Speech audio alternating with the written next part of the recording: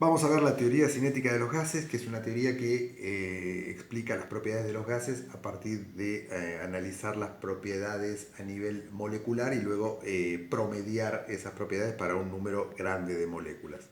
La teoría cinética postula que los gases están formados por moléculas que están en constante movimiento, que tienen una distribución de velocidades, o sea que no todas se mueven con la misma velocidad, en la misma masa de gas que está en un recipiente hay moléculas lentas, moléculas que se mueven con velocidad baja, moléculas que se mueven con velocidades intermedias, con velocidades altas y moléculas que se mueven con velocidades muy altas.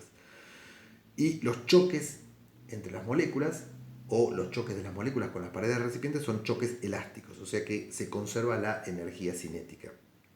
Eso nunca sucede a nivel macroscópico. Cuando los objetos macroscópicos chocan, siempre algo de energía cinética se pierde en el choque, pero a nivel molecular puede suceder esto. Entonces decimos que tenemos una distribución de velocidades, es decir, tenemos un número n de moléculas, que normalmente n es un número muy grande, el número de moléculas que tenemos en un recipiente siempre es un número muy grande, con velocidades distintas. O sea que la molécula 1 tiene la velocidad 1, hay una molécula que se llama molécula 2 que tiene velocidad 2, otra molécula que tiene velocidad 3, etc., hasta la molécula n. Como este número n siempre es un número muy grande, intentar describir el estado del gas a partir de nombrar las velocidades de cada una de las moléculas es una tarea imposible. Mucho más importante o más relevante son los valores medios, es decir, nos interesa ver cómo se comporta el conjunto, no cómo se comporta cada molécula individualmente. La velocidad media es la suma de todas las velocidades de las n moléculas dividido n, o sea, el valor promedio. Y la velocidad cuadrática media es la suma de los cuadrados de las velocidades dividido el número de moléculas. No tiene sentido comparar la velocidad cuadrática con la velocidad media, intentar ver cuál es mayor o menor, son magnitudes distintas. Esta es una velocidad, se expresa en metros sobre segundo, esta es una velocidad cuadrática, se expresa en metro cuadrado sobre segundo cuadrado, son magnitudes distintas.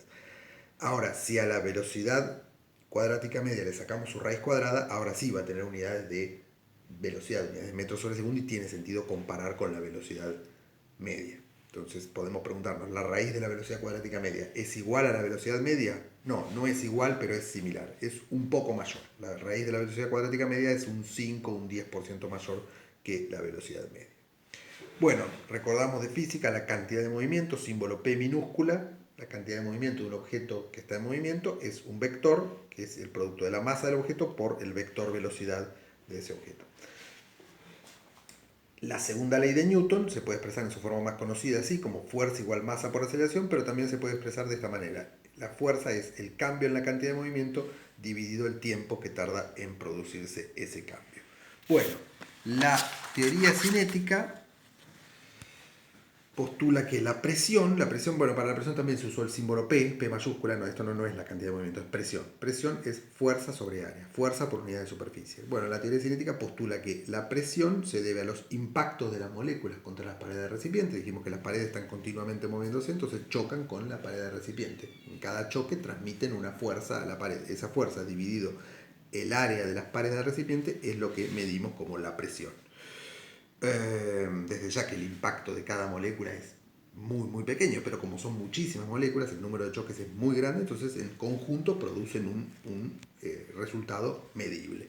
Bueno, para simplificar matemáticamente vamos a considerar un modelo simple, una molécula en una caja cúbica de arista L, donde tenemos una molécula, o tenemos muchas moléculas, pero estamos mirando una molécula, estamos prestando la atención a una molécula, que para simplificar se mueve en la dirección del eje X, o sea que la molécula va a chocar contra esta pared, va a rebotar, va a chocar contra esta otra pared, contra esas dos paredes va a chocar. Dijimos que los choques son elásticos, o sea que no cambia el módulo de la velocidad, es decir, la molécula antes del choque, esta es la pared, la molécula se aproxima a la pared, va a chocar, tiene una masa m y una velocidad que llamamos menos v, y después del choque, obviamente la masa es la misma, y la velocidad no cambió, su módulo cambió su sentido.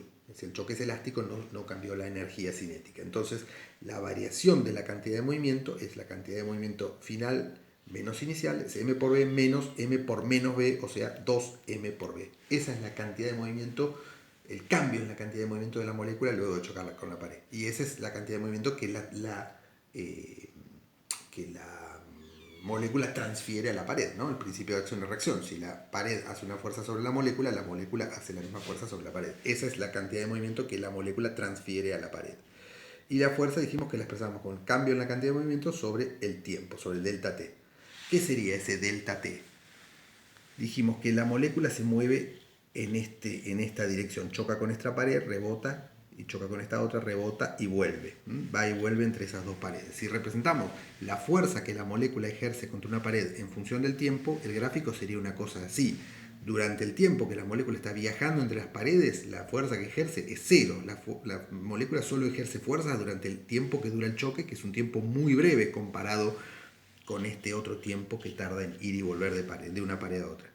Durante ese tiempo muy breve que dura el choque, la molécula ejerce una fuerza relativamente grande sobre la pared, grande en términos atómicos, ¿no?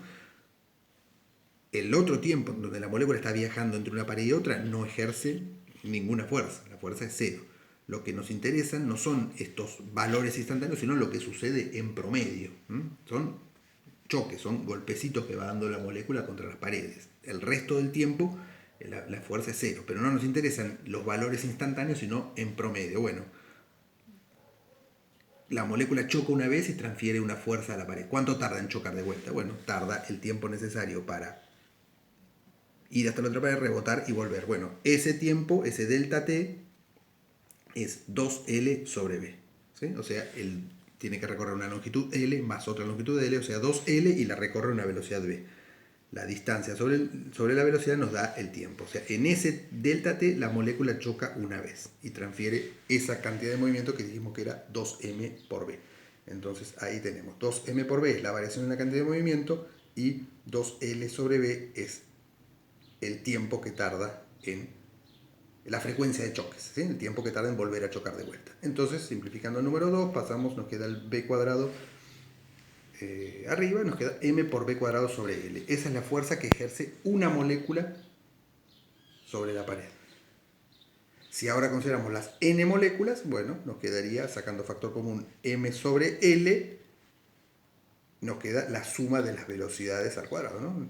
Es la misma ecuación para la molécula 1, la 2, la 3, la 4, etc. Así hasta la molécula n. Esa suma de velocidades al cuadrado es igual a n, el número de moléculas, por la velocidad cuadrática media.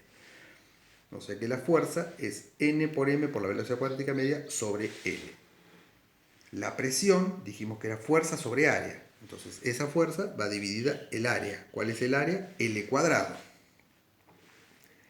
Entonces dividimos esto por L cuadrado y como teníamos un L en el denominador nos queda L cubo. ¿Y L al cubo que es? El volumen del cubo. Entonces nos quedó la presión n por m por v cuadrado sobre el volumen del cubo.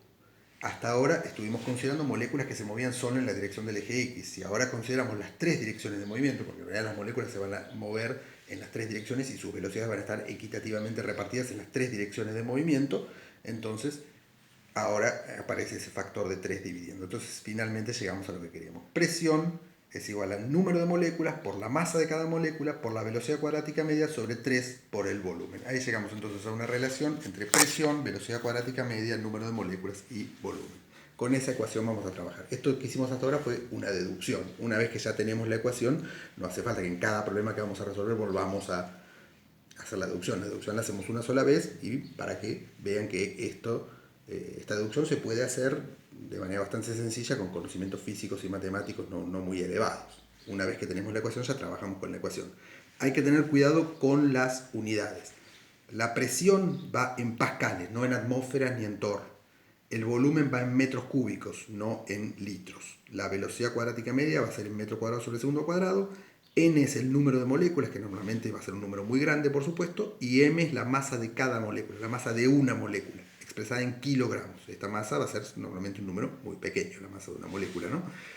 Bueno, si trabajamos correctamente con las unidades, todo va a funcionar bien. Acá tenemos cómo pasar de unidades si es que necesitamos. Una atmósfera son 760 milímetros de mercurio, 760 torr, eso es 1,013 por 10 a la 5 pascales. Otra unidad que se usa también es el hectopascal, que son 100 pascales, o sea que una atmósfera serían 1,013 por 10 a la 3 hectopascales. Un metro cúbico son 1000 litros, y para pasar de litro atmósfera a joule, acá conviene recordar las unidades de la constante R. 0,082 litro atmósfera son 8,31 joule. Bueno, y ahora para resolver el problema simplemente reemplazamos por lo que teníamos, ¿no? Teníamos 10 a la 23 moléculas de una masa de 10 a la menos 22 gramos, pero recordemos que hay que expresarla en kilogramos, o sea, son 10 a la menos 25 kilogramos por molécula. Esta es la velocidad cuadrática media sobre 3 por el volumen expresado en metros cúbicos. Y la presión nos da 3,33 por 10 a la 5 pascales, o sea, 3,33 por 10 a la 3 hectopascales. El punto B nos pide calcular la energía cinética de todo ese conjunto. Bueno, la energía cinética de una molécula, por eso lo escribí con E minúscula, es 1/2 por la masa por la velocidad cuadrada. Eso para una molécula. Para las n moléculas tendríamos que hacer la suma de todas las energías cinéticas. Bueno, sacamos factor común 1/2 n por B1 cuadrado más B2 cuadrado más B3 cuadrado, etc. hasta la molécula n.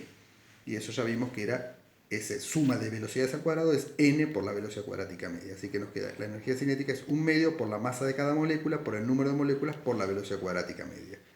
Reemplazamos, recordando las unidades correctamente en kilogramos, metros sobre segundo, metro cuadrado sobre segundo cuadrado, etc. Eso nos da que la energía cinética de todo el conjunto es 500 Joule. La energía cinética, la suma de las energías cinéticas de todas esas moléculas es 500 Joule. Y lo último que teníamos que calcular era la temperatura. La temperatura, ahora aparece la ecuación de los gases ideales. P por B es igual a el número de moles, que lo podemos escribir con el número de moléculas sobre el número de Avogadro, por RT. Y de acá despejamos la temperatura, tenemos todo lo otro. De vuelta, cuidado con las unidades. Podemos hacerlo de dos maneras. Si usamos unidades del sistema internacional, entonces R tiene que ir en Joule. Y si usamos, lo otro es usar presión en atmósferas, volumen en litros y R en litro atmósfera. Vamos a hacerlo de las dos maneras. Si usamos unidades del sistema internacional, tenemos presión, despejamos, ¿no? la temperatura de esa ecuación, nos queda P por B por el número de Avogadro sobre el número de moléculas y la constante R. Ponemos presión en pascales, volumen en metros cúbicos, el número de Avogadro, el número de partículas y R en Joule. Se cancelan, como vemos, las unidades, mol y mol se cancelan, partículas y partículas se cancelan, nos queda pascal por pascal, metro cúbico y Joule se cancelan porque pascal es newton sobre metro cuadrado y Joule es newton por metro, y ahí se cancelan todas las unidades y lo único que nos queda es el Kelvin, y nos queda entonces una temperatura de 241,5 Kelvin. Si lo queremos hacer con unidades de atmósfera y litros, está bien, pero habría que pasar esta presión que teníamos en pascales, pasarla a atmósferas. Nos queda 3,29 atmósferas. El volumen lo dejamos en litros, el número de Avogadro, el número de partículas y R en litro atmósferas, y lógicamente nos da también 241,5 Kelvin. Por último, podemos ver que esto nos muestra que podemos tener una explicación o una interpretación mecanística de lo que es la temperatura. Observemos que P por B, que es igual a nRT, es igual, como vimos, a n por m por la velocidad cuadrática media sobre 3. Cancelando los n y despejando, nos queda finalmente que temperatura es el número de Avogadro por la masa de cada molécula sobre 3 por r por la velocidad cuadrática media. O sea, la temperatura es proporcional a la velocidad cuadrática media. O sea, la temperatura es una medida del grado de agitación de la molécula. Cuanto más alta es la temperatura, mayor es la velocidad cuadrática media. En promedio, más rápido se mueven las moléculas.